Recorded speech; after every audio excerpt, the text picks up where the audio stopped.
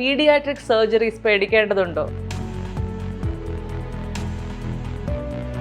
ഇപ്പോൾ ഒരു കുഞ്ഞിനെ കൊണ്ട് വരുന്നത്, കുഞ്ഞിന് എന്തെങ്കിലും അസ്വാഭാവികത തോന്നി കഴിയുമ്പോൾ ആദ്യം പീഡിയാട്രീഷ്യനെ കാണാനാണല്ലോ വരുന്നത്. അവരാണോ പീഡിയാട്രിക് സർജറിയിലേക്ക് റെഫർ ചെയ്യുന്നത്? കൂടുതൽ സമയത്ത് ഇപ്പൊ പേരൻസിന് മനസ്സിലാകണം എന്നില്ല ഇത് എന്ത് ടൈപ്പ് മെഡിക്കൽ ആണോ സർജിക്കൽ ആണോ അങ്ങനെയുള്ള കാര്യം മനസ്സിലാകണം എന്നില്ല. സാധാരണ രീതിയിൽ എല്ലായിടത്തും കുഞ്ഞിനിപ്പോൾ എന്തെങ്കിലും ഒരു പ്രോബ്ലം ഉണ്ടെങ്കിൽ പേരൻസ് ഡയറക്റ്റ്ലി അവർ കാണിക്കുന്ന പീഡിയാട്രീഷ്യൻ്റെ അടുത്തായിരിക്കും കൊണ്ടുപോകുന്നത്.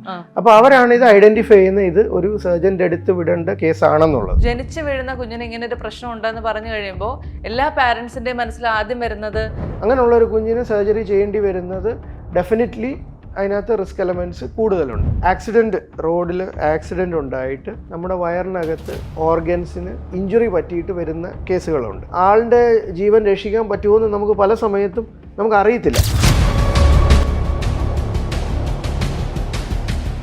ഗർഭിണിയായിരിക്കുന്ന ആ ഒരു സമയത്ത് നമുക്ക് കുഞ്ഞിന് എന്തെങ്കിലും ജനിതക വൈകല്യങ്ങൾ ഉണ്ടെന്നോ അങ്ങനെ എന്തെങ്കിലും കണ്ടുപിടിച്ചു കഴിഞ്ഞാൽ നമുക്ക് എന്താ ചെയ്യാൻ സാധിക്കുക? അത് ആ ഒരു പ്രത്യേക ടൈം പീരീഡിലാണെന്നുണ്ടെങ്കിൽ നമുക്ക് പ്രഗ്നൻസി നമുക്ക് സ്റ്റോപ്പ് ചെയ്യാം. എന്തുകൊണ്ടായിരിക്കും കുഞ്ഞുങ്ങൾക്ക് ഇങ്ങനെയൊക്കെയുള്ള പ്രശ്നങ്ങൾ ഉണ്ടാകുന്നത്? അതായത് ഇപ്പോൾ അമ്മ കഴിക്കുന്ന ഭക്ഷണത്തിൻ്റെയോ അല്ലെങ്കിൽ അമ്മയുടെ ജീവിത രീതിയുടെയോ അങ്ങനെ എന്തെങ്കിലും കാരണങ്ങൾ കൊണ്ടായിരിക്കുമോ? നമ്മളിപ്പോൾ ഒരു മനുഷ്യ ശരീരം മനസ്സിലാക്കുകയാണെങ്കിൽ ഇപ്പോൾ ഒരു കമ്പ്യൂട്ടർ സോഫ്റ്റ്വെയർ പോലെ ഡ്രഗ്സ് ഉപയോഗിക്കുന്ന ആൾക്കാർ, പുകവലിക്കുന്ന ആൾക്കാർ, മദ്യപിക്കുന്ന ആൾക്കാർ, ഇങ്ങനെയുള്ള കാര്യങ്ങളെല്ലാം തന്നെ കുഞ്ഞിന് പ്രോബ്ലംസ് ഉണ്ടാക്കാം. ചെറിയൊരു ലെങ്ത് ചെറുകുടൽ മാത്രമേ ബാക്കി ഉണ്ടാകത്തുള്ളൂ. അത് കുഞ്ഞിനെ സംബന്ധിച്ച് ഒരു നല്ല കണ്ടീഷനല്ല. മദറിൻ്റെ ജനറ്റിക് പൂളിൽ ഒരു പ്രത്യേക ട്രെയിറ്റ് ഉണ്ട്, ഫാദറിൻ്റെ ജനറ്റിക് പൂളിൽ ഒരു പ്രത്യേക ട്രെയിറ്റ് ഉണ്ട്. ഇവർ രണ്ടുപേര് കല്യാണം കഴിച്ച് ഇവർക്കൊരു കുട്ടി ഉണ്ടാകുമ്പം അതൊരു അസുഖമായിട്ട് മാറാം. എന്തെങ്കിലും മരുന്നുകൾ കഴിക്കേണ്ടി വരുന്ന സമയത്ത് ഇത് കുഞ്ഞിനെ ബാധിക്കാൻ സാധ്യത ഉണ്ടോ ഇല്ലേ എന്നുള്ള കാര്യം നോക്കി അതിനെന്തെങ്കിലും മറ്റ് ഓൾട്ടർനേറ്റീവ്സ് ഉണ്ടെങ്കിൽ അങ്ങനെയുള്ള കാര്യങ്ങൾ കൺസിഡർ ചെയ്യും. ഇപ്പോൾ ചില പ്രത്യേക അസുഖങ്ങളിൽ വേറെ ഒരു വഴിയും കാണത്തില്ല, ആ മരുന്ന് കഴിക്കേണ്ടതായിട്ട് തന്നെ വരും. 4-5 വയസ്സുള്ളൊരു കുട്ടിയാണ്. അപ്പം മദർ കുട്ടിയെ കൊണ്ട് വരുവാണ്. അവർ പല ഹോസ്പിറ്റലുകൾ പോയിട്ടാണ് അവസാനം കറങ്ങി തിരിഞ്ഞ് നമ്മുടെ ആ ഒരു സ്ഥലത്ത് വരുന്നത്. അപ്പോൾ വന്ന സമയത്ത് മദറിന് ആകെ പറയാനുള്ള കാര്യം ഇതാണ്, ഡോക്ടറെ അവനിപ്പം പഴയ പോലെ ഓടുന്നില്ല. അതായത് 5 വയസ്സുള്ള കുട്ടിയാണ്, ഫുൾ ടൈം ഓടി ചാടി മറിഞ്ഞ് നടക്കുന്ന ഒരാളാണ്. ഇപ്പം പെട്ടെന്ന് ആള് ഓടുന്നില്ല. അവസാനം അത് നോക്കി വന്നപ്പം ബ്ലഡ് ക്യാൻസറാണ്.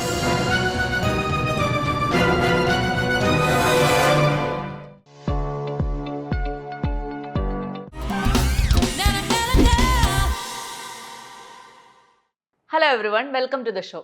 നമ്മൾ മുതിർന്നവർക്ക് ഒരു ചെറിയ സർജറി വേണം എന്ന് പറഞ്ഞു കഴിഞ്ഞാൽ എന്തുമാത്രം ടെൻഷനാണ് ഉണ്ടാകുന്നത് അല്ലേ? അപ്പോൾ ജനിച്ചു വീഴുന്ന കുഞ്ഞുങ്ങൾക്ക്, വളരെ ചെറിയ കുട്ടികൾക്ക് സർജറി വേണം എന്നൊക്കെ പറഞ്ഞു കഴിഞ്ഞാൽ നമ്മുടെ മനസ്സിലുണ്ടാകുന്ന ടെൻഷനുകളുടെ ആ ഒരു ഡെപ്ത് ആലോചിക്കാവുന്നതേ ഉള്ളൂ. പക്ഷേ ഇങ്ങനെയുള്ള സർജറികൾ പേടിക്കേണ്ടതുണ്ടോ, അഥവാ പീഡിയാട്രിക് സർജറീസ് പേടിക്കേണ്ടതുണ്ടോ എന്നുള്ള കാര്യത്തെക്കുറിച്ച് നമ്മളോട് വ്യക്തമായി സംസാരിക്കുന്നത് doctor KM Cherian institute of medical sciences ചെങ്ങന്നൂരിലെ പീഡിയാട്രിക് സർജറി വിഭാഗം ഡോക്ടർ ചെറിയാൻ ജെറിൻ ഉമ്മനാണ് കൂടെയുള്ളത്. Welcome to the show sir. Hello. ഇപ്പോൾ ഒരു 3 മാസം പ്രായമുള്ള ഒരു കുഞ്ഞിൻ്റെ അമ്മയായതുകൊണ്ട് തന്നെ ഈ പീഡിയാട്രിക് എന്ന് പറയുന്ന ഡിപ്പാർട്ട്മെൻറ്റ് എനിക്ക് വളരെ പ്രിയപ്പെട്ട ഡിപ്പാർട്ട്മെൻറ്റാണ്. അപ്പോൾ പീഡിയാട്രിക് സർജറി എന്ന് പറയുന്ന ഒരു ഡിപ്പാർട്ട്മെൻറ്റ് എനിക്ക് എൻ്റെ അറിവിലില്ലായിരുന്നു. പീഡിയാട്രിക് എന്ന് പറയുന്ന ഡിപ്പാർട്ട്മെൻറ്റും പീഡിയാട്രിക് സർജറി എന്ന് പറയുന്ന ഡിപ്പാർട്ട്മെൻറ്റും രണ്ടും രണ്ടാണ്. രണ്ടിനും വലിയ വലിയ വ്യത്യാസങ്ങളുണ്ടത്. പ്രധാനമായിട്ടും പീഡിയാട്രിക് സർജറി എന്ന് പറഞ്ഞു കഴിഞ്ഞാൽ കുട്ടികളിൽ നടത്തുന്ന ഓപ്പറേഷൻസ് മാത്രമാണോ? ഡോക്ടറെ കാണാൻ വരുന്നത് ഇങ്ങനെ ഓപ്പറേഷൻ നടത്തേണ്ടി വരുന്ന കുഞ്ഞുങ്ങൾ മാത്രമായിരിക്കുമോ? അതെ, സാധാരണ രീതിയിൽ കുഞ്ഞുങ്ങൾക്ക് പലതരത്തിലുള്ള പ്രോബ്ലംസ് ഉണ്ടാകാം. മെഡിക്കലി മാനേജ് ചെയ്യാൻ, മെഡിസിൻസ് കൊടുത്ത് മാനേജ് ചെയ്യാൻ പറ്റുന്ന ടൈപ്പ് പ്രോബ്ലംസ് എല്ലാം തന്നെ പീഡിയാട്രീഷ്യൻ്റെ അടുത്തേക്കായിരിക്കും പോകുന്നത്. സർജറി വരാൻ എന്തെങ്കിലും ഒരു സാധ്യത ഉള്ള ടൈപ്പ് കേസുകളാണ് പീഡിയാട്രിക് സർജറി വിഭാഗത്തിലേക്ക് പോകുന്നത്. എല്ലാ കേസും, നമ്മുടെ അടുത്ത് വരുന്ന എല്ലാ കേസിനും സർജറി ഉറപ്പായിട്ടും ചെയ്യും എന്നല്ല, പക്ഷേ സർജറി വേണ്ടി വരാൻ എന്തെങ്കിലും സാധ്യതയുള്ള ടൈപ്പ് കേസുകൾ. അപ്പം ജനറലി ഇങ്ങനെ കുഞ്ഞുങ്ങൾക്ക് വരുന്ന കണ്ടീഷൻ തന്നെ മെഡിക്കൽ കേസസ് അല്ലെങ്കിൽ സർജിക്കൽ കേസസ്, അങ്ങനെ ഒരു ക്ലാസിഫിക്കേഷൻ ഉണ്ട് അല്ലേ? അപ്പം നമ്മൾ ആദ്യം ഇപ്പോൾ ഒരു കുഞ്ഞിനെ കൊണ്ട് വരുന്നത്, കുഞ്ഞിന് എന്തെങ്കിലും അസ്വാഭാവികത തോന്നി കഴിയുമ്പോൾ ആദ്യം പീഡിയാട്രീഷ്യനെ കാണാനാണല്ലോ വരുന്നത്. അവരാണോ പീഡിയാട്രിക് സർജറിയിലേക്ക് റെഫർ ചെയ്യുന്നത്?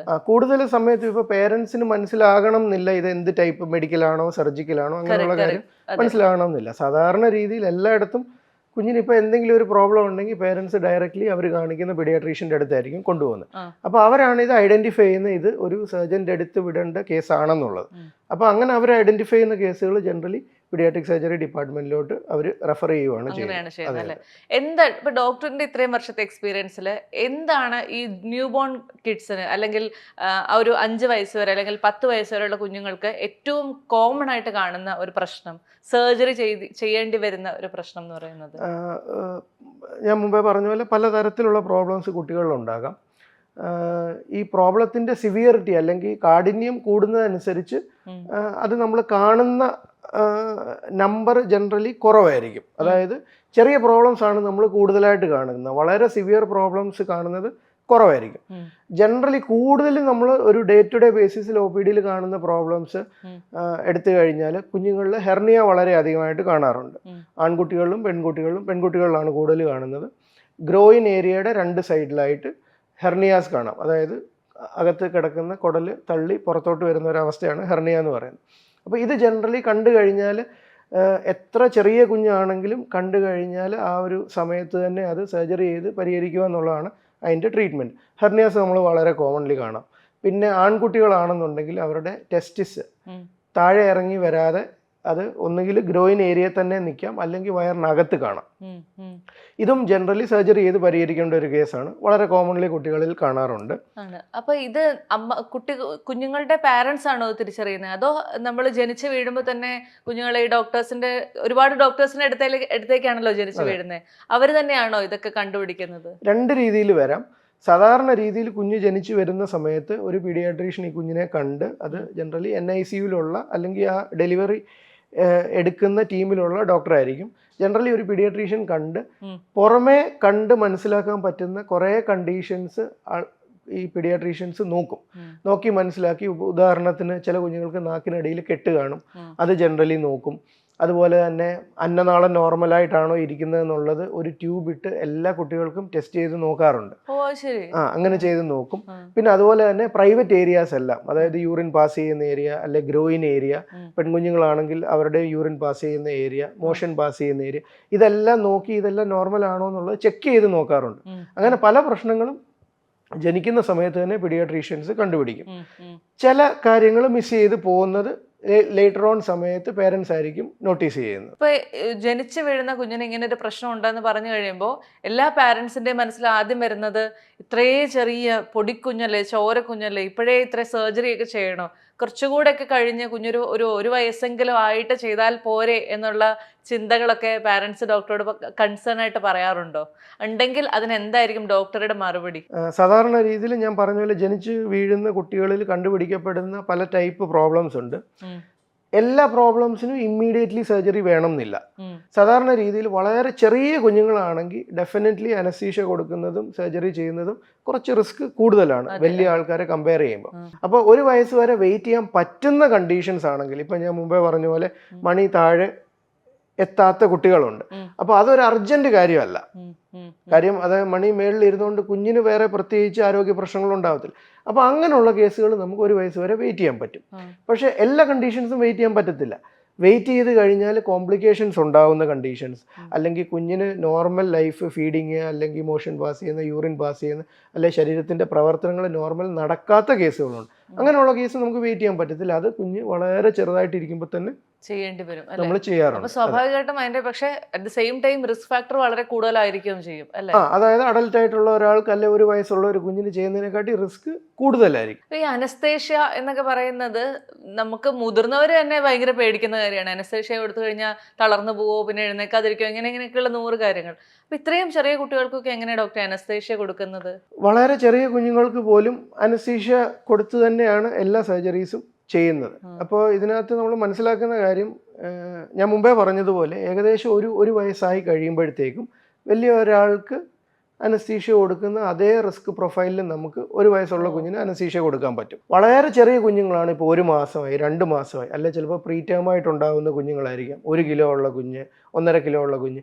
അങ്ങനെയുള്ള ഒരു കുഞ്ഞിന് സർജറി ചെയ്യേണ്ടി വരുന്നത് ഡെഫിനറ്റ്ലി അതിനകത്ത് റിസ്ക് എലമെന്റ്സ് കൂടുതലുണ്ട്. 13 വയസ്സ് വരെയുള്ള കുട്ടികളെയാണ് നമ്മൾ പീഡിയാട്രിക്സ് എന്ന് പറയുന്ന ആ ഒരു കാറ്റഗറിയിൽ പെടുത്തുന്നത്. അപ്പോൾ അതിലിപ്പോൾ ഒരു 6 വയസ്സ് അല്ലെങ്കിൽ 7 വയസ്സുള്ള കുഞ്ഞ് അതിനിങ്ങനെ ഒരു സർജറി ആവശ്യമായിട്ട് വരികയാണെങ്കിൽ അവർക്കുള്ള റിസ്ക് ഫാക്ടർ കൂടുതലല്ലേ എന്നുള്ളൊരു ചോദ്യം വരില്ലേ? കാരണം എന്താ വെച്ചാൽ കുട്ടികളോട് നമ്മൾ അടങ്ങിയിരിക്കാൻ പറഞ്ഞാൽ ഇരിക്കില്ല, അതല്ലെന്നുണ്ടെങ്കിൽ ഇൻഫെക്ഷൻ വരും, ഇങ്ങനെയൊക്കെ പറഞ്ഞു കഴിഞ്ഞാലുള്ള ഈ വലിയ വലിയ വാക്കുകളൊന്നും അവർക്ക് മനസ്സിലാവില്ല. അപ്പോൾ അവർക്ക് സർജറി നടത്തുക എന്ന് പറയുന്നത് റിസ്ക് ഫാക്ടർ കമ്പാരിറ്റീവ്ലി വളരെ കൂടുതലാണോ? ഇപ്പോൾ ചെറിയൊരു കുട്ടിയെ ഇപ്പോൾ പറഞ്ഞ പോലെ 5 വയസ്സുള്ള ഒരു കുട്ടി, അതുപോലെ തന്നെ 40 വയസ്സുള്ള ഒരാൾ, അതെ, ഫുള്ളി ഹെൽത്തി ആയിട്ടുള്ള ഒരാൾ, ഈ 2 പേർക്ക് സർജറി ചെയ്യുന്നത് തമ്മിൽ ഒത്തിരി വ്യത്യാസമുണ്ട്. നമ്മൾ വിചാരിക്കുന്നതിൽ നിന്ന് ഓപ്പോസിറ്റായിട്ട് 5 വയസ്സുള്ള ഒരു കുട്ടിയായിരിക്കും കുറച്ചുകൂടെ നന്നായിട്ട് പെയിൻ ടോളറേറ്റ് ചെയ്യുന്നതും ബോഡി റിക്കവർ ചെയ്യുന്നതും സർജറിയുടെ റിസൾട്ട് കുറച്ചുകൂടെ നല്ലത് ഈ ചെറിയ കുട്ടിയിലായിരിക്കും. ആണോ? പക്ഷെ അപ്പോഴും ഇൻഫെക്ഷൻ സാധ്യതകൾ കൂടുതലൊക്കെ ഉണ്ടാവില്ലേ? ഇൻഫെക്ഷൻ ഉണ്ടാകാൻ, ഇൻഫെക്ഷൻ നമ്മൾ വിചാരിക്കുന്ന പോലെ അല്ലേ. നമ്മുടെ ഇൻഫെക്ഷൻ പല രീതിയിലുണ്ടാകാം. സർജറി കഴിഞ്ഞിട്ടുള്ള ഇൻഫെക്ഷൻ എന്ന് പറഞ്ഞു കഴിഞ്ഞാൽ സർജറി ചെയ്ത മുറിവിലെ ഇൻഫെക്ഷനാണ് നമ്മൾ കൂടുതൽ ഉദ്ദേശിക്കുന്നത്. മുറിവിൽ ഇൻഫെക്ഷൻ ഉണ്ടാവണമെങ്കിൽ അതിന് ജനറലി പല കാരണങ്ങളുണ്ട്. ഒന്ന്, മുറിവിൽ ഡയറക്റ്റ്ലി എന്തെങ്കിലും ഇൻഫെക്റ്റഡ് ആയിട്ടുള്ള ഒരു മെറ്റീരിയൽ എക്സ്പോഷർ വരുമ്പോഴാണ് മുറിവ് ഇൻഫെക്റ്റഡ് ആവുന്നത്. നമ്മൾ സാധാരണ രീതിയിൽ സർജറി കഴിഞ്ഞ് കഴിഞ്ഞാൽ സർജറിയുടെ മുറിവിൻ്റെ അവിടെ ഒരു ഡ്രസ്സിങ് ഉണ്ടാവും. ഒരു 5 ദിവസം അല്ലെങ്കിൽ ഒരു 8 ദിവസം കഴിയുമ്പോഴായിരിക്കും ഡ്രസ്സിങ് റിമൂവ് ചെയ്യുന്നത്. കുട്ടികളിൽ ഈ മുറിവ് പെട്ടെന്ന് ഉണങ്ങും. ഒരു അഡൽട്ടായിട്ടുള്ള ഒരാളിനെ കമ്പയർ ചെയ്യുമ്പോൾ മുറിവ് ഉണങ്ങാതിരിക്കുന്ന സാഹചര്യത്തിലാണ് ഇൻഫെക്ഷൻ ഉണ്ടാകാനുള്ള ചാൻസ് കൂടുതലുള്ളത്. അപ്പോൾ കുട്ടികളുടെ മുറിവ് പെട്ടെന്ന് ഉണങ്ങുന്നത് കാരണം ഈ മുറിവ് ഇൻഫെക്റ്റഡ് ആകാനുള്ള ഒരു പോസിബിലിറ്റി ആക്ച്വലി മുതിർന്ന ഒരാളിനെക്കാട്ടി കുറവാണ്. ഡോക്ടറുടെ ഒരു കരിയറിൽ ഒരുപാട് തരത്തിലുള്ള സർജറീസ് ഡോക്ടർ പെർഫോം ചെയ്തിട്ടുണ്ടാകും. അതിൽ പലതും വളരെ കോംപ്ലിക്കേറ്റഡ് ആയിട്ടുണ്ടാകും, ചിലത് വളരെ, ഇപ്പോൾ ഈ ഡോക്ടർ ആദ്യം പറഞ്ഞ പോലെ ഹെർണിയ പോലെ ഞങ്ങൾക്ക് അത്ര സിമ്പിളാന്ന് തോന്നിയില്ലെങ്കിലും ഡോക്ടർക്ക് സിമ്പിൾ ആയിട്ടുള്ള കാര്യങ്ങളായിരിക്കും. അതിൽ ഡോക്ടറുടെ ഒരു അഭിപ്രായത്തിൽ അല്ലെങ്കിൽ ഡോക്ടറുടെ ഓർമ്മയിൽ ഏറ്റവും എന്താ പറയുക സിവിയർ ആയി ചെയ്ത അല്ലെങ്കിൽ വളരെ എമർജൻസി ആയിട്ട് ചെയ്യേണ്ടി വന്ന സീരിയസ് ആയിട്ടുള്ള ഒരു കേസ് ഏതായിരിക്കും? ആക്സിഡൻറ്റ്, റോഡിൽ ആക്സിഡൻറ്റ് ഉണ്ടായിട്ട് നമ്മുടെ വയറിനകത്ത് ഓർഗൻസിന് ഇഞ്ചുറി പറ്റിയിട്ട് വരുന്ന കേസുകളുണ്ട്. ഈ കുഞ്ഞുങ്ങളിൽ മുതിർന്നവരിൽ ഉണ്ടാകുന്ന പോലെ തന്നെ കുഞ്ഞുങ്ങളിലും ഉണ്ടാകാം. അതിൽ തന്നെ മാനേജ് ചെയ്യാൻ ഡിഫിക്കൽട്ടായിട്ടുള്ള ഇഞ്ചുറീസാണ്. ലിവറിൽ ഇഞ്ചുറി ഉണ്ടാകുന്നു, അല്ലെങ്കിൽ സ്പ്ലീനിൽ ഇഞ്ചുറി ഉണ്ടാകുന്നു. അപ്പോൾ എന്താണെന്ന് ചോദിച്ചു കഴിഞ്ഞാൽ ഈ അവയവത്തിലോട്ട് ലിവറും സ്പ്ലീനും ബ്ലഡ് വളരെയധികം നിറഞ്ഞിരിക്കുന്ന 2 ഓർഗൻസാണ്. അപ്പോൾ ഇതിലോട്ട് ബ്ലഡ് കൊണ്ടുപോകുന്ന രക്തക്കുഴലിന് ഇഞ്ചുറി പറ്റുന്ന സമയത്ത് വയറിനകത്ത് വളരെ മാസീവായിട്ടുള്ള ബ്ലീഡിങ് ഉണ്ടാവും. അതായത് എത്രയും പെട്ടെന്ന് സർജറി ചെയ്ത് അത് പരിഹരിച്ചില്ലെങ്കിൽ ഒരുപക്ഷെ ആളിന് ജീവൻ നഷ്ടപ്പെടുന്ന രീതിയിൽ വരെയുള്ള ഇഞ്ചുറീസാണ് ചില സമയത്ത് കാണുന്നത്. അപ്പോൾ അങ്ങനെയുള്ള ഘട്ടങ്ങളിൽ ചെയ്യുന്നത് വളരെ എമർജൻസി ആയിട്ട് വളരെ ബുദ്ധിമുട്ടാണ് ആ ബ്ലീഡിങ് നിയന്ത്രിക്കാനും കാര്യങ്ങളെല്ലാം. അപ്പോൾ അത് വളരെ ഡിഫിക്കൽട്ടായിട്ടുള്ള ഒരു കേസാണ്. ഡോക്ടർക്ക് ഭയങ്കര ടെൻഷൻ അടിച്ച് ചെയ്യേണ്ടി വന്ന ഒരു കേസ് എന്തായിരിക്കും ഡോക്ടറെ? ജനറലി ഇങ്ങനെയുള്ള സർജറീസാണ് കുറച്ചുകൂടെ നമുക്ക് സ്ട്രെസ്ഫുൾ. ആക്സിഡൻറ്റിൽ അല്ലെങ്കിൽ ട്രോമയിൽ എന്താ ചെയ്യേണ്ടി വരുന്നത് നമുക്ക് അറിയത്തില്ല. ഇതകത്ത് തുറന്നു കഴിയുമ്പോൾ എങ്ങനെ ഇരിക്കുന്നത് നമുക്ക് അറിയത്തില്ല. ആളുടെ ജീവൻ രക്ഷിക്കാൻ പറ്റുമോയെന്ന് നമുക്ക് പല സമയത്തും നമുക്ക് അറിയത്തില്ല. ഈ 1 വയസ്സിനുള്ളിൽ ഉള്ള കുട്ടികൾക്ക് ഏറ്റവും കൂടുതൽ കണ്ടേക്കുന്നത് ഈ ഹെർണിയ പോലത്തെ ഇഷ്യൂസ് ആണോ? യൂറിനറി പ്രോബ്ലംസ് വളരെ കോമൺലി കുട്ടികൾക്ക് ഉണ്ടാകാറുണ്ട്. കിഡ്നി റിലേറ്റഡ് ഇഷ്യൂസ്, പിന്നെ കിഡ്നിയിൽ നിന്ന് യൂറിൻ താഴോട്ട് ബ്ലാഡറിലോട്ട് വരുന്ന 2 ട്യൂബ് വഴിയാണ്. ഈ ട്യൂബിലുള്ള അനോമലീസ് അല്ലെങ്കിൽ ട്യൂബിനകത്തുള്ള കുഴപ്പങ്ങൾ, പിന്നെ യൂറിനറി ബ്ലാഡറുമായിട്ടുള്ള പ്രോബ്ലംസ്, ബ്ലാഡറിൽ നിന്ന് യൂറിൻ പുറത്തേക്ക് വരുന്ന ട്യൂബുണ്ട്. അപ്പോൾ ഈ മൊത്തത്തിലുള്ള ഒരു സിസ്റ്റം ഉണ്ട്. അതായത് കിഡ്നിയിൽ നിന്ന് യൂറിൻ വരുന്ന ആ ഒരു സിസ്റ്റം. ഇതിനകത്ത് ഉള്ള പ്രോബ്ലംസ് വളരെ കോമൺലി കുട്ടികളിലുള്ള കണ്ടീഷനാണ്. നമ്മൾ ഇപ്പോൾ ഈവൻ പ്രഗ്നൻസി സമയത്ത് തന്നെ കുട്ടികളിൽ കണ്ടുപിടിക്കുന്ന പല ടൈപ്പ് പ്രോബ്ലംസ് ഉണ്ടല്ലോ, അതിൽ 70 തൊട്ട് 80% വരെ പ്രോബ്ലംസും ഞാനിപ്പോൾ ഈ പറഞ്ഞ ഒരു സിസ്റ്റവുമായിട്ട് ബന്ധപ്പെട്ട കാര്യങ്ങൾ. ഇപ്പം നമുക്ക് പല പ്രശ്നങ്ങളും നമ്മൾ എന്താ പറയുക ഇനീഷ്യൽ ഫേസിൽ, അതായത് ആദ്യത്തെ 10 മാസം ഗർഭിണിയായിരിക്കുന്ന ആ ഒരു സമയത്ത് നമുക്ക് കുഞ്ഞിന് എന്തെങ്കിലും ജനിതക വൈകല്യങ്ങൾ ഉണ്ടെന്നോ അങ്ങനെ എന്തെങ്കിലും കണ്ടുപിടിച്ചു കഴിഞ്ഞാൽ നമുക്ക് എന്താ ചെയ്യാൻ സാധിക്കുക? അത് നമ്മുടെ പ്രഗ്നൻസിയുടെ സ്റ്റേജ് അനുസരിച്ചിരിക്കും. അതായത് ജനറലി ഈ കുട്ടികളിൽ ഉണ്ടാകുന്ന കണ്ടീഷൻസിനെ പലതായിട്ട് ഡിവൈഡ് ചെയ്യാം. ഒരു സെറ്റ് പ്രോബ്ലംസ് നമുക്ക് പ്രത്യേകിച്ച് പരിഹാരം ഇല്ലാത്ത അല്ലെങ്കിൽ കുഞ്ഞിന് വളരെ സീരിയസ് ആയിട്ടുള്ള പ്രോബ്ലംസ് ഉണ്ടാകുന്ന ടൈപ്പ് കണ്ടീഷൻസ് ഉണ്ട്. ഇപ്പോൾ ഉദാഹരണം പറഞ്ഞു കഴിഞ്ഞാൽ ഇപ്പോൾ ഡൗൺ സിൻഡ്രോം എന്ന് പറഞ്ഞൊരു കണ്ടീഷനുണ്ട്. ഇത് സർജിക്കൽ കണ്ടീഷൻ അല്ല, ഞാൻ ജനറലി പറയും. ഡൗൺ സിൻഡ്രോം എന്ന് പറഞ്ഞൊരു കണ്ടീഷനുണ്ട്. അപ്പോൾ ഇതിനകത്ത് നമുക്കറിയാവുന്ന പോലെ കുഞ്ഞുങ്ങൾക്ക് ബുദ്ധി വളർച്ച ഉണ്ടാവത്തില്ല. അവർക്ക് മറ്റ് ഹാർട്ടിൽ പ്രോബ്ലംസ് ഉണ്ടാകാം. പല കുട്ടികളും ഒരു ഫുൾ ലൈഫ് സ്പാൻ ജീവിച്ചിരിക്കത്തില്ല. ഇങ്ങനെയുള്ള പല പ്രോബ്ലംസ് ഉള്ള ഒരു കണ്ടീഷനാണ് ഡൗൺ സിൻഡ്രോം. അപ്പം നമ്മൾ പ്രഗ്നൻസി ടൈമിൽ കുഞ്ഞിന് ഡൗൺ സിൻഡ്രോം ആണെന്ന് അറിഞ്ഞു കഴിഞ്ഞാൽ നമ്മൾ ആദ്യത്തെ അതായത് ഒരു 18 ആഴ്ച അല്ലെ 20 ആഴ്ച വരെയുള്ള സമയത്താണെങ്കിൽ നമുക്ക് ആ പ്രഗ്നൻസി സ്റ്റോപ്പ് ചെയ്യാനുള്ള ഒരു ഓപ്ഷൻ ഉണ്ട്. ജനറലി 20 വീക്സ് 20 ആഴ്ച കഴിഞ്ഞതിന് ശേഷമാണെന്നുണ്ടെങ്കിൽ നമുക്കത് ചെയ്യാൻ പറ്റത്തില്ല. ബൈ ലോ അത് ചെയ്യാൻ പാടില്ല. അപ്പോൾ അങ്ങനെയുള്ള കേസിൽ നമ്മൾ പ്രഗ്നൻസി മുമ്പോട്ട് കണ്ടിന്യൂ ചെയ്യേണ്ടി വരും. ഇതുപോലെ തന്നെ ഡൗൺ സിൻഡ്രോം പോലെ പല വളരെ മേജറായിട്ടുള്ള അനോമലീസ് വന്നു കഴിഞ്ഞാലും ഈ പറഞ്ഞ പോലെ അത് ആ ഒരു പ്രത്യേക ടൈം പീരീഡിലാണെന്നുണ്ടെങ്കിൽ നമുക്ക് പ്രഗ്നൻസി നമുക്ക് സ്റ്റോപ്പ് ചെയ്യാം. ഇപ്പം ഞാൻ കേട്ടിട്ടുണ്ട് 6-ാം മാസത്തിൽ ഒരു ടെസ്റ്റ് നടത്തിയപ്പോഴത്തേക്കും കുഞ്ഞിന് ഗർഭപാത്രത്തിൽ ഇരിക്കുന്ന കുഞ്ഞിന് ഹാർട്ടിന് ഇഷ്യൂ ഉണ്ട് എന്നൊക്കെ അറിയാൻ പറ്റുന്നത്. അപ്പോൾ ആ സമയത്ത് നമുക്ക് ഞാൻ ഇത് ശരിയാണോ എന്ന് എനിക്കറിയില്ല, ആ സമയത്ത് തന്നെ നമുക്ക് സർജറി ചെയ്ത് ശരിയാക്കാൻ പറ്റും എന്നൊക്കെ പറഞ്ഞു കേട്ടിട്ടുണ്ട്. അതിന് പ്രത്യേക വിഭാഗം ഡിപ്പാർട്ട്മെന്റ് ഉണ്ടെന്നൊക്കെ. അങ്ങനെ ഉണ്ടോ? പ്രഗ്നൻസി അവസ്ഥയിൽ സർജറി ചെയ്യുന്ന ഡിപ്പാർട്ട്മെന്റ് ഫീറ്റൽ സർജറി എന്ന് പറയും. ഫീറ്റൽ സർജറി പക്ഷേ ലോകത്ത് വളരെ എക്സ്ട്രീംലി കുറച്ച് സ്ഥലങ്ങളിൽ മാത്രമേ ഉള്ളൂ. പക്ഷെ ഫീറ്റൽ സർജറിയുടെ ഒരു സക്സസ്, പിന്നെ അതുപോലെ തന്നെ ഫീറ്റൽ സർജറി ചെയ്യുമ്പോൾ അമ്മയ്ക്കുണ്ടാവുന്ന റിസ്കുകൾ, ഇതെല്ലാം കാരണം ഫീറ്റൽ സർജറി വളരെ ലിമിറ്റഡ് ആയിട്ടുള്ള കണ്ടീഷൻസിൽ മാത്രമേ ഇപ്പം നിലവിൽ ചെയ്യുന്നുള്ളൂ.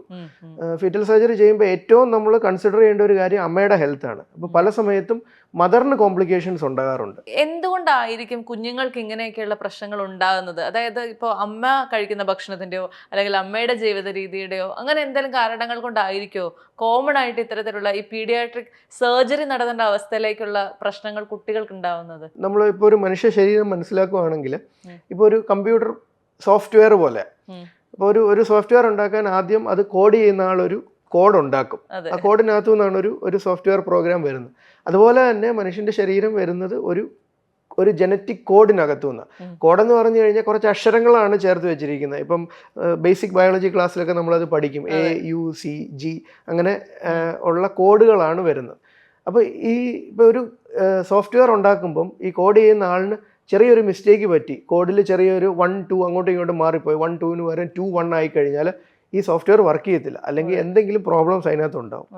അതുപോലെ തന്നെ ഈ ജനറ്റിക് കോഡിൽ എന്തെങ്കിലും അക്ഷരങ്ങൾ അങ്ങോട്ടും ഇങ്ങോട്ടും മാറിപ്പോയി കഴിഞ്ഞാൽ അൾട്ടിമേറ്റ്ലി ആ ഒരു ആള് ഒരു ശരീരമായിട്ട് വരുമ്പോൾ ആ ശരീരത്തിൽ പല അവയവങ്ങളിൽ പലതരത്തിലുള്ള പ്രോബ്ലംസ് ഉണ്ടാകാം. അതിൻ്റെ കാരണം എന്താണെന്ന് ചോദിച്ചു കഴിഞ്ഞാൽ ചില സമയത്ത് ഹെറിഡിറ്ററി ആകാം, അതായത് പാരമ്പര്യമായിട്ട് വരുന്ന കാരണങ്ങൾ ഉണ്ടാകാം. പിന്നെ ഒരാളിൻ്റെ ജനറ്റിക് കോഡിൽ തന്നെ ജസ്റ്റ് മറ്റ് കാരണങ്ങളൊന്നുമില്ലാതെ മ്യൂട്ടേഷൻ എന്ന് പറയും, സാധാരണ ഉണ്ടാകുന്ന ഒരു കോഡിനകത്ത് വെറുതെ മറ്റൊരു കാരണവും ഇല്ലാതെ കോഡിനകത്ത് എറർ വരാം. മത്സ്യം കഴിക്കുന്ന ആൾക്കാരാണെങ്കിൽ അതിനകത്ത് ഏതെങ്കിലും ഹെവി മെറ്റലിൻ്റെ എക്സ്പോഷർ ഉണ്ട്. ഇപ്പം കടലിൽ നിന്ന് പിടിക്കുന്ന മീനുകളാണെങ്കിൽ മെർക്യൂറിയുടെ അളവ് കൂടുതലുണ്ടാകാം. അപ്പോൾ അങ്ങനെ കുറേ നാളായിട്ട് എന്തെങ്കിലും ടോക്സിൻസ് ഉള്ള ഫുഡ് ഐറ്റംസ് കഴിക്കുകയാണെങ്കിൽ അത് കാരണം കുഞ്ഞിന് പ്രോബ്ലംസ് ഉണ്ടാകാം. ഡ്രഗ്സ് ഉപയോഗിക്കുന്ന ആൾക്കാർ, പുകവലിക്കുന്ന ആൾക്കാർ, മദ്യപിക്കുന്ന ആൾക്കാർ, ഇങ്ങനെയുള്ള കാര്യങ്ങളെല്ലാം തന്നെ കുഞ്ഞിന് പ്രോബ്ലംസ് ഉണ്ടാക്കാം. അല്ലേ? പീഡിയാട്രിക് സർജറി എന്ന് പറയുന്ന ഡിപ്പാർട്ട്മെന്റിൽ ഏറ്റവും അധികം പാരന്റ്സ് വരാൻ മടിക്കുന്നുണ്ടാവുമല്ലോ. കൊച്ചിന് പ്രശ്നം ഉണ്ടാവില്ല എന്ന് പറഞ്ഞാൽ മാറി മാറി നിന്ന് പ്രശ്നം ഉണ്ടായ ഏതെങ്കിലും സിറ്റുവേഷൻസ് സാറിനറിയോ? പല സമയത്തും പേരൻസ് വരുമ്പം കുഞ്ഞിന് പ്രശ്നമൊന്നും ഇല്ല എന്നുള്ള ഒരു മൈൻഡ് സെറ്റിലാണ് നമ്മുടെ അടുത്ത് വരുന്നത്. പല ആൾക്കാരുടെ അടുത്ത് നമ്മളൊരു പ്രത്യേക കുഞ്ഞിന് ഇങ്ങനെ ഒരു പ്രോബ്ലം ഉണ്ട് എന്ന് പറയുമ്പോൾ അത് അക്സെപ്റ്റ് ചെയ്യാനായിട്ട് വളരെ ബുദ്ധിമുട്ടാണ്.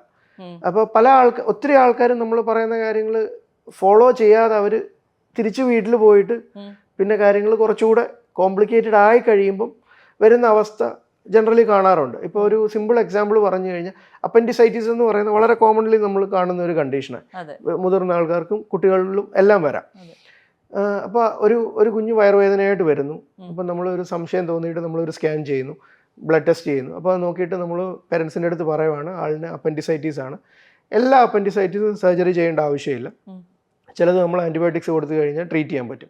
പക്ഷേ ചില അപ്പൻഡിസൈറ്റീസ് അങ്ങനെ ആയിരിക്കത്തില്ല, സർജറി ചെയ്യേണ്ടി വരാം. അപ്പോൾ നമ്മൾ ഈ ഒരു കാര്യം പേരൻസിൻ്റെ അടുത്ത് പറയുമ്പോൾ അവർ ഇത് അത്ര അങ്ങോട്ട് അക്സെപ്റ്റ് ചെയ്യത്തില്ല. അപ്പോൾ അവർ പറയും ഇല്ല ഡോക്ടറെ ഞങ്ങളൊരു കുറച്ച് ദിവസം മരുന്നൊക്കെ കൊടുത്ത് നോക്കാം എന്ന് പറഞ്ഞിട്ട് അവർ വീട്ടിൽ പോയിട്ട് വെയിറ്റ് ചെയ്യും.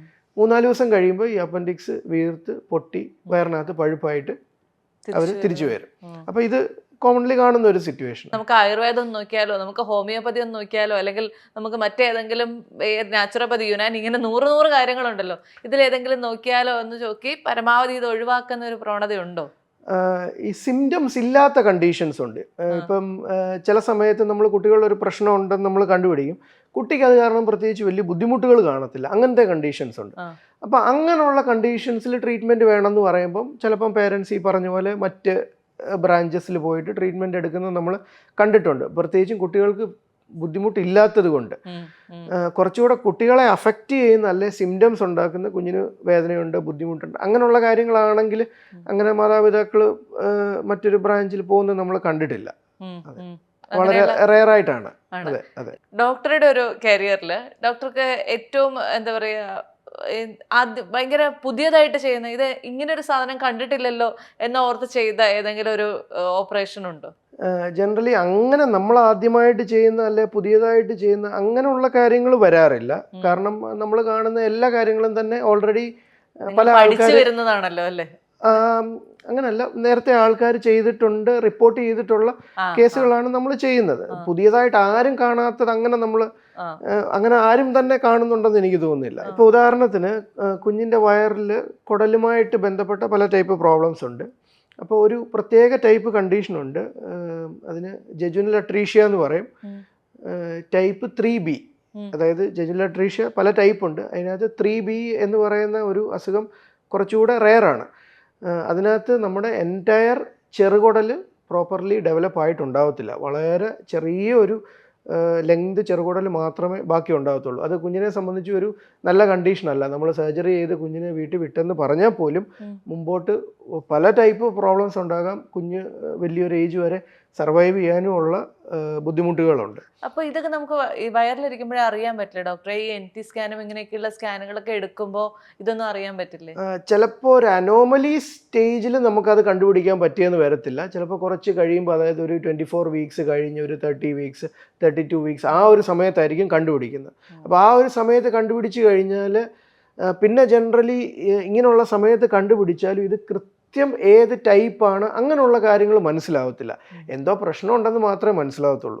കൃത്യം എന്ത് കണ്ടീഷനാണ്, എന്ത് ടൈപ്പാണ്, അതായത് സർജറി ചെയ്ത് ശരിയാക്കാൻ പറ്റുന്നതാണോ പറ്റാത്തതാണോ അങ്ങനെയുള്ള കാര്യങ്ങൾ മനസ്സിലാവത്തില്ല. പിന്നെ ജനറലി ചില കണ്ടീഷൻസ് വളരെ റെയർ ആയിരിക്കും. അപ്പം നമ്മൾ സ്കാനിനകത്തൊരു കാര്യം കണ്ടു കഴിഞ്ഞാൽ കൂടുതലും നമ്മൾ കോമൺലി കാണുന്ന കാര്യങ്ങളായിരിക്കുമല്ലോ ആദ്യം ചിന്തിക്കുന്നത്. റെയർ ആയിട്ടുള്ള ഒരു കണ്ടീഷൻ ആകാൻ സാധ്യത കുറവാണ്. മനസ്സിലായി. ഈ കുഞ്ഞുങ്ങൾക്കൊരു അസുഖം ഉണ്ടാവുക എന്ന് പറയുന്നത് അവരുടെ പാരന്റ്സിനെ ഭയങ്കരമായിട്ട് ഉലയ്ക്കുന്ന പ്രശ്നമാണല്ലോ. അപ്പൊ കുഞ്ഞിനൊരു സർജറി ചെയ്യാന്ന് പറയുമ്പോഴത്തേക്കും അമ്മയ്ക്കും അച്ഛനും അതിനനുസരിച്ച് കൗൺസിലിംഗ് കൊടുക്കേണ്ട ഒരു അവസ്ഥ ഉണ്ടാവാറുണ്ട്. അതെ അതെ അതെ ഉണ്ട്. ഇത് ഡെഫിനറ്റ്ലി ഒരു വലിയ ഒരു ഫാക്ടറാണ്. കാരണം ഇപ്പം നമുക്ക് കുഞ്ഞുങ്ങൾക്ക് ജസ്റ്റ് ഒരു പനി, ജലദോഷം, ചുമ വന്നാൽ തന്നെ നമ്മുടെ സമാധാനം കംപ്ലീറ്റ്ലി പോകും. അപ്പോൾ ഒരു സർജറി ചെയ്യേണ്ടി വരിക എന്ന് പറഞ്ഞു കഴിഞ്ഞാൽ ഡെഫിനറ്റ്ലി അതൊരു വലിയ മേജറായിട്ടുള്ള കാര്യം.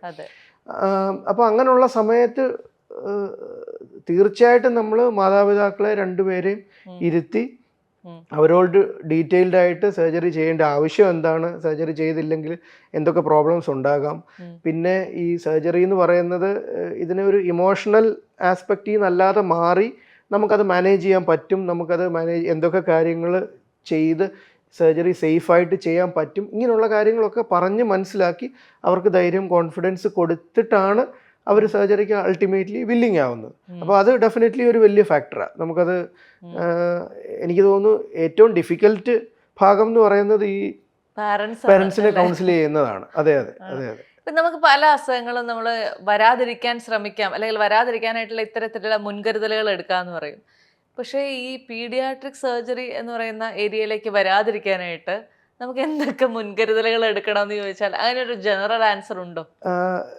ഒത്തിരി കണ്ടീഷൻസും നമുക്ക് കൺട്രോൾ ചെയ്യാൻ പറ്റുന്നതല്ല. നമുക്ക് ചെയ്യാൻ പറ്റുന്നതിലും പുറത്തുള്ള കാര്യങ്ങൾ.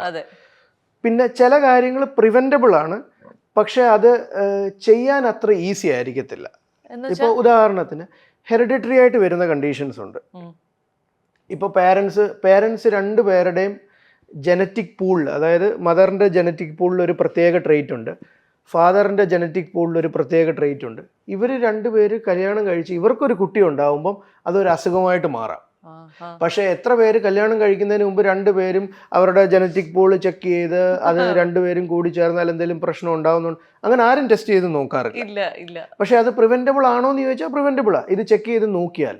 പക്ഷെ അത് പ്രാക്ടിക്കൽ അല്ല. അപ്പൊ അങ്ങനെയുള്ള കാര്യങ്ങൾ നമുക്കൊന്നും ചെയ്യാൻ പറ്റത്തില്ല. പിന്നെ ചില കണ്ടീഷൻസ് ഈ പറഞ്ഞ പോലെ ഒന്നും ചെയ്യാൻ പറ്റത്തില്ല. കുഞ്ഞുണ്ടായി കഴിയുമ്പോഴായിരിക്കും അറിയുന്നത് ഇങ്ങനെ ഒരു കാര്യം ഉണ്ടെന്ന്, അല്ലെ പ്രഗ്നൻസിയിൽ വളരെ ലേറ്റ് ആയിട്ടായിരിക്കും അറിയുന്നത് ഇങ്ങനെ ഒരു കാര്യം ഉണ്ടെന്നുള്ളത്. പിന്നെ മാക്സിമം നമുക്ക് പ്രിവെന്റ് ചെയ്യാൻ പറ്റുന്നതെന്ന് പറഞ്ഞു കഴിഞ്ഞാൽ നമ്മുടെ ലൈഫ് സ്റ്റൈല് നല്ലതായിട്ട് കൊണ്ടുപോകാൻ പറ്റുമെന്നുള്ളതാണ്. അതായത് നമ്മൾ മുമ്പേ പറഞ്ഞ പോലെ ഇപ്പം പ്രഗ്നൻസി ടൈമിൽ രണ്ടുപേരുടെയും മാനസികാരോഗ്യം വളരെ ഇമ്പോർട്ടൻ്റ് ആണ്. അതുപോലെ തന്നെ കഴിക്കുന്ന ഫുഡ് ക്ലീൻ ആയിട്ടുള്ള ഫുഡ് ആയിരിക്കണം. നമുക്ക് ചുമ്മാ വെളിയിൽ പോയി തോന്നുന്ന എല്ലാം കഴിക്കാൻ പറ്റത്തില്ല. പിന്നെ അതുപോലെ തന്നെ ചെറിയ രീതിയിലുള്ള എക്സർസൈസുകൾ ചെയ്യുന്നത്, ഇങ്ങനെയുള്ള കാര്യങ്ങളൊക്കെ വളരെ ഡെഫിനറ്റ്ലി നല്ല കാര്യങ്ങളാണ്. എന്തെങ്കിലും മരുന്നുകൾ കഴിക്കേണ്ടി വരുന്ന സമയത്ത് ഇത് കുഞ്ഞിനെ ബാധിക്കാൻ സാധ്യത ഉണ്ടോ ഇല്ലേ എന്നുള്ള കാര്യം നോക്കി അതിനെന്തെങ്കിലും മറ്റ് ഓൾട്ടർനേറ്റീവ്സ് ഉണ്ടെങ്കിൽ അങ്ങനെയുള്ള കാര്യങ്ങൾ കൺസിഡർ ചെയ്യും. ഇപ്പോൾ ചില പ്രത്യേക അസുഖങ്ങളിൽ വേറെ ഒരു വഴിയും കാണത്തില്ല, ആ മരുന്ന് കഴിക്കേണ്ടതായിട്ട് തന്നെ വരും. അപ്പോൾ ചെറിയൊരളവിൽ നമുക്ക് ചെയ്യാൻ പറ്റുന്ന കാര്യങ്ങൾ ഇപ്പോൾ ഈ പറഞ്ഞതൊക്കെയാണ്. കുഞ്ഞുങ്ങളെ സർജറി ചെയ്യേണ്ട അവസ്ഥയിലേക്ക് എത്തുന്ന പാരൻസിന് ഡോക്ടർ പൊതുവായി കൊടുക്കുന്ന ഒരു അഡ്വൈസ് എന്താണ്, അല്ലെങ്കിൽ അവരെ ഒന്ന് സമാധാനിപ്പിക്കാനായിട്ട് കൊടുക്കുന്ന എന്തായിരിക്കും? നമ്മൾ മുമ്പേ പറഞ്ഞല്ലോ, വളരെ ആങ്ഷ്യസ് ആയിട്ടായിരിക്കും പേരൻസ് സർജറിയിലോട്ട് കടന്നു വരുന്നത്. അതേസമയം സർജറി കഴിഞ്ഞിട്ട് ഇവർ വീട്ടിൽ പോയിട്ട് ഒരാഴ്ച കഴിഞ്ഞ് ഫോളോ അപ്പിന് വരുന്നുണ്ട്. ഫോളോ അപ്പിന് വരുന്ന സമയത്ത് ഈ പേരൻസ് എല്ലാവരും തന്നെ കോമൺലി പറയുന്ന ഒരു കാര്യമുണ്ട്, ഡോക്ടറെ ഇതിപ്പം ഒരു സർജറി നടന്നിട്ടുണ്ടെന്ന് പോലും നമുക്ക് തോന്നുന്നില്ല, അതുപോലാണ് കൊച്ചിന്റെ കളിയും ഓട്ടവും ചാട്ടവും നടന്നത്. എങ്ങനെയാണ് ഈ പീഡിയാട്രിക് സർജറി എന്ന് പറയുന്ന ഡിപ്പാർട്ട്മെന്റിലേക്ക് വരേണ്ടി വരുന്നത്? എപ്പോഴായിരിക്കും, എങ്ങനെയായിരിക്കും? ഇപ്പൊ അടുത്ത ഇടയ്ക്ക് വന്ന ഒരു കുട്ടിയുടെ കാര്യം പറയാം. അതായത് ഒരു 4-5 വയസ്സുള്ള ഒരു കുട്ടിയാണ്. അപ്പം മദർ കുട്ടിയെ കൊണ്ട് വരുവാണ്. അവർ പല ഹോസ്പിറ്റലുകൾ പോയിട്ടാണ് അവസാനം കറങ്ങി തിരിഞ്ഞ് നമ്മുടെ ആ ഒരു സ്ഥലത്ത് വരുന്നത്. അപ്പോൾ വന്ന സമയത്ത് മദറിന് ആകെ പറയാനുള്ള കാര്യം ഇതാണ്, ഡോക്ടറെ അവൻ ഇപ്പം പഴയ പോലെ ഓടുന്നില്ല. അതായത് 5 വയസ്സുള്ള കുട്ടിയാണ്, ഫുൾ ടൈം ഓടി ചാടി മറിഞ്ഞ് നടക്കുന്ന ഒരാളാണ്. ഇപ്പൊ പെട്ടെന്ന് ആള് ഓടുന്നില്ല, വേറെ ഒരു കുഴപ്പമില്ല. അതായത് അവൻ്റെ ജനറൽ ബിഹേവിയറിനകത്ത് വന്ന ചെറിയ, അതായത് നോർമൽ പാറ്റേണിൽ വന്ന ചെറിയൊരു ചേഞ്ച്, അത് മാത്രമേ ഉള്ളൂ. അല്ലാതെ വേറെ ഛർദിലോ അല്ലെ വയറുവേദനയോ അല്ലെ വേറെ ഒരു കാര്യങ്ങളും ഇല്ല. അപ്പൊ ഇതാണ് കൺസേൺ. അവസാനം അത് നോക്കി വന്നപ്പം ബ്ലഡ് ക്യാൻസർ ആണ്. അപ്പം ഞാൻ പറഞ്ഞത് ഇത്രേ ഉള്ളൂ, അതായത് കുഞ്ഞുങ്ങളുടെ നോർമൽ ബിഹേവിയറിൽ നിന്ന് എന്ത് വ്യത്യാസം വന്നാലും നമ്മളത് ജനറലി അതൊരു കൺസേണിങ് ആണ്. അപ്പോൾ അങ്ങനെയുള്ള ഒരു നോർമൽ പാറ്റേണിൽ നിന്ന് വ്യത്യാസം വരുന്ന എന്ത് കാര്യങ്ങൾ വന്നാലും നമ്മൾ ജനറലി ഒരു മെഡിക്കൽ അറ്റൻഷൻ എടുക്കുവാണെങ്കിൽ നല്ലതായിരിക്കും. പിന്നെ മുമ്പേ ചോദിച്ച മറ്റൊരു ചോദ്യം, ഈ പറഞ്ഞ പോലെ എല്ലാ മാസവും സ്കാൻ ചെയ്യണോ അങ്ങനെയുള്ള കാര്യങ്ങൾ ചോദിച്ചു. ജനറലി അങ്ങനെ ഒരു റെക്കമെൻഡേഷൻ ഇല്ല. അതായത് എന്തെങ്കിലും പ്രോബ്ലംസ് ഉണ്ടോ എന്ന് അറിയാനായിട്ട് സ്ഥിരമായിട്ട് സ്കാൻ ചെയ്ത് നോക്കുന്നു, അങ്ങനെ ജനറലി ആരും ചെയ്ത് നോക്കാറില്ല. ഒരു കാര്യം ചെയ്യാറുണ്ട്, കുഞ്ഞുങ്ങൾ ഉണ്ടായി വരുന്ന സമയത്ത് ഞാൻ മുമ്പേ പറഞ്ഞ പോലെ പല കാര്യങ്ങളും ആ സമയത്ത് ചെക്ക് ചെയ്ത് നോക്കാറുണ്ട്. ഞാൻ പറഞ്ഞു, അതായത് നാക്കിൻ്റെ അവസ്ഥ നോക്കും, അന്നനാളത്തിൻ്റെ അവസ്ഥ നോക്കും, അതുപോലെ തന്നെ പ്രൈവറ്റ് ഏരിയാസ് എല്ലാം തന്നെ ചെക്ക് ചെയ്ത് നോക്കും. ഇങ്ങനെ കംപ്ലീറ്റ്ലി ഒരു ചെക്കപ്പ് നടത്തിയിട്ടാണ് കുഞ്ഞിനെ പേരൻസിൻ്റെ കയ്യിൽ കൊടുക്കുന്നത്. അത് വൺസ് അത് കഴിഞ്ഞാൽ പിന്നെ ജനറലി സിംറ്റംസ് ബേസ് ചെയ്തിട്ടാണ് നമ്മൾ ജനറലി എന്തെങ്കിലും പ്രോബ്ലംസ് ഉണ്ടോ എന്നുള്ളത് നോക്കുന്നത്. പിന്നെ സ്ക്രീനിങ് തുടങ്ങുന്നതൊക്കെ ഒരു 40 ഇയേഴ്സ് കഴിഞ്ഞതിന് ശേഷമാണ്. എന്തെങ്കിലും അസുഖങ്ങൾ ഉണ്ടോ എന്ന് അറിയാനായിട്ട് നമ്മൾ പോയി ടെസ്റ്റ് ചെയ്ത് നോക്കുന്നത്. അപ്പോൾ പീഡിയാട്രിക് ഏജ് ഗ്രൂപ്പിൽ ജനറലി എന്തെങ്കിലും പ്രോബ്ലംസ് ഉണ്ടോ എന്ന് അറിയാൻ അങ്ങനെ നമ്മൾ ടെസ്റ്റുകൾ ചെയ്ത് നോക്കാറില്ല. ഒരു ജനറൽ റെക്കമെൻഡേഷനായിട്ട് പറയുവാണെങ്കിൽ ഒരു വയറിൻ്റെ ഒരു അൾട്രാസൗണ്ട് ചെയ്യുന്നത് നല്ലതായിരിക്കും. കാരണം വയറിനകത്ത് പല ടൈപ്പ് പ്രോബ്ലംസ് ജനറലി കാണാറുണ്ട്. മെയിൻലി മുമ്പേ പറഞ്ഞ പോലെ കിഡ്നി റിലേറ്റഡ് ആയിട്ടുള്ള. അപ്പോൾ ഒരു അൾട്രാസൗണ്ട് ഇപ്പോഴും ഇതൊന്നും ഒരു റെക്കമെൻഡേഷനായിട്ട് എങ്ങും പറയുന്നില്ല. ഒരു അൾട്രാസൗണ്ട് ചെയ്ത് നോക്കാം, ഹാർട്ടിൻ്റെ ഒരു സ്കാൻ ചെയ്ത് നോക്കാം. കാരണം ജനറലി ഹാർട്ടിന് ചെറിയ മൈനർ പ്രോബ്ലംസ് ഒക്കെ ഉണ്ടെങ്കിൽ അത് മിസ് ചെയ്ത് പോവാം. അപ്പോൾ ഇത് രണ്ടും ചെയ്ത് നോക്കിയാൽ കുറേ കാര്യങ്ങൾ മനസ്സിലാവും. പിന്നെ ചില കാര്യങ്ങളൊക്കെ തുടങ്ങുന്നത് തന്നെ കുറച്ച് ലേറ്റ് ആയിട്ടായിരിക്കും. ഇപ്പോൾ 2 വയസ്സായിട്ട് അല്ലെങ്കിൽ 3 വയസ്സായിട്ടായിരിക്കും ചില കാര്യങ്ങൾ തുടങ്ങുന്നത്. അപ്പോൾ അത് നേരത്തെ സ്ക്രീൻ ചെയ്താലും കണ്ടുപിടിക്കാൻ പറ്റിയെന്ന് വരത്തില്ല. അല്ല, അങ്ങനെയാണെങ്കിൽ തന്നെ ഇപ്പോൾ ഭയങ്കര എക്സ്ട്രാ കോഷ്യസ് ആയിട്ടുള്ള പാരൻസ് ആണെങ്കിൽ ഇതൊക്കെ ചെയ്യാൻ തയ്യാറാകുമല്ലോ. അവരോട് ഡോക്ടർ എത്ര പ്രായത്തിൽ, ഇപ്പോൾ 6 മാസം കൂടുമ്പോൾ ഒരു അൾട്രാസൗണ്ട് എടുക്കാനോ അല്ലെങ്കിൽ ഓരോ വർഷത്തിൽ ഓരോ അൾട്രാസൗണ്ട് എടുക്കാനോ എങ്ങനെയായിരിക്കും റെക്കമെൻഡ് ചെയ്യുക? നമുക്കിപ്പോൾ പുറത്ത് രാജ്യങ്ങളിൽ വർക്ക് ചെയ്ത്, അതായത് ഹെൽത്ത് കെയർ ആക്സസ് വളരെ ബുദ്ധിമുട്ടുള്ള സ്ഥലങ്ങളിൽ നിന്ന് ആൾക്കാർ അവധിക്ക് വരുന്ന സമയത്ത് അവർ വന്നിട്ട് പറയാൻ നമുക്കൊരു ജനറൽ ചെക്കപ്പ് ചെയ്ത് നോക്കണം എന്ന് പറയും. അങ്ങനെ ചെയ്ത് നോക്കും. അപ്പോൾ അങ്ങനെയുള്ള അവസ്ഥയിൽ നമ്മൾ ചിലപ്പോൾ ഈ അൾട്രാസൗണ്ട്, അതായത് നമ്മൾ പുറത്തുനിന്ന് കുഞ്ഞിനെ ആദ്യം നോക്കും. അത് കഴിഞ്ഞതിന് ശേഷം ഒരു അൾട്രാസൗണ്ട് ചെയ്യുന്ന കാര്യം, അൾട്രാസൗണ്ട് പ്രത്യേകിച്ച് കുഞ്ഞിന് വേദന ഉണ്ടാകത്തില്ല, വേറെ റേഡിയേഷനോ സൈഡ് ഇഫക്റ്റോ ഒന്നുമില്ല. അപ്പോൾ വളരെ ഈസി ആയിട്ട് ചെയ്യാൻ പറ്റുന്ന ഒരു ടെസ്റ്റാണ്. അൾട്രാസൗണ്ട് ജനറലി ചെയ്ത് നോക്കും. എക്കോ ജനറലി നമ്മൾ അങ്ങനെ പറയാറില്ല, പക്ഷേ എന്നാലും അറ്റ്ലീസ്റ്റ് വൺസ് ഒരു എക്കോ ചെയ്യുവാണെങ്കിൽ നമുക്കൊരു സമാധാനം. അപ്പം അത് വേണമെന്നുണ്ടെങ്കിൽ ചെയ്ത് നോക്കാം. 6 മാസം കൂടുമ്പോൾ 1 വർഷം കൂടുമ്പോൾ അങ്ങനെ ചെയ്ത് നോക്കുന്നത് അങ്ങനെ ഒരു പ്രാക്ടീസ് നിലവിൽ അങ്ങനെ ചെയ്യാറില്ല, ആരും ചെയ്യാറില്ല. അപ്പൊ ഏതായാലും പീഡിയാട്രിക് സർജറി എന്ന് പറയുന്ന ഡിപ്പാർട്ട്മെന്റ് എനിക്ക് തോന്നുന്നു ഡോക്ടർമാര് വളരെ കമ്പാഷനേറ്റ് ആയിട്ടുള്ള ഡോക്ടേഴ്സ് ആയിരിക്കണം അല്ലേ? കാരണം എല്ലാം ഡീൽ ചെയ്യുന്നത് മുഴുവൻ കുഞ്ഞുങ്ങളോടാണ്. നമ്മൾ ദേഷ്യപ്പെടാൻ പാടില്ല, നമ്മൾ ഭയങ്കര ക്ഷമയോടുകൂടി ഇരിക്കണം. അപ്പൊ പൊതുവെ ഡോക്ടർമാർക്ക് അങ്ങനെയാണോ? ഭയങ്കര ക്ഷമയുള്ള ഡോക്ടർമാരായിരിക്കുമോ? ട്രെയിനിങ്ങിൻ്റെ സമയത്ത്, അതായത് പീഡിയാട്രിക് സർജറി ഞാൻ 6 വർഷത്തെ ട്രെയിനിങ്ങാണ് ചെയ്തത്. അപ്പോൾ നമ്മൾ ട്രെയിനിങ് ചെയ്യുന്ന സമയത്ത് ഇത് നമ്മുടെ ട്രെയിനിങ്ങിൻ്റെ ഒരു ഭാഗമാണ്. ട്രെയിനിങ്ങിൻ്റെ ഭാഗം എന്ന് പറഞ്ഞാൽ ടെക്സ്റ്റ് ബുക്കിൽ അങ്ങനെയുള്ള കാര്യങ്ങളൊന്നും എഴുതിയിട്ടില്ല. പക്ഷേ നമ്മുടെ സീനിയറായിട്ടുള്ള ഡോക്ടർമാർ, നമ്മൾ ആരുടെ അടുത്താണോ ട്രെയിനിങ് ചെയ്യുന്നത്, ഇവരെല്ലാം ജനറലി ഇങ്ങനെയുള്ള കാര്യങ്ങൾ പ്രാക്ടീസ് ചെയ്യുന്നുണ്ട്. പിന്നെ ആൾക്കാരുടെ സ്വഭാവം, ഓരോ ആൾക്കാർ ഓരോ രീതിയിലാണ്. ഇപ്പോൾ ഈ പറഞ്ഞ പോലെ എല്ലാ പീഡിയാട്രിക് സർജൻസും വളരെ ക്ഷമയുള്ളവരും അല്ലെ ചിരിച്ച് സോഫ്റ്റായിട്ട് ഇടപെടുന്നവരായിരിക്കത്തില്ല. പക്ഷെ ഒരു ഭൂരിഭാഗം ആൾക്കാരും ജനറലി അങ്ങനെയാണ്. അത് ആ ഒരു സ്പെഷ്യാലിറ്റിയുടെ ഒരു പ്രത്യേകതയാണ്. അപ്പോൾ ജനറലി നമ്മൾ അങ്ങനെ ട്രെയിനിങ് കഴിഞ്ഞ് വരുമ്പോഴത്തേക്ക് നമ്മൾ നാച്ചുറലി അങ്ങനെ ആയി വരാനുള്ള ഒരു ടെൻഡൻസി ഉണ്ട്.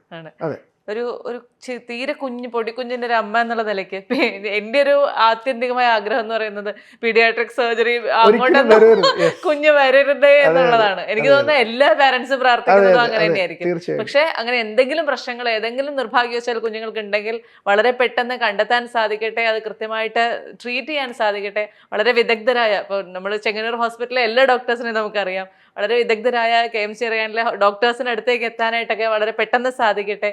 Thank you so much doctor. Thank you so much for your time. Thank you. വീണ്ടും കാണാം.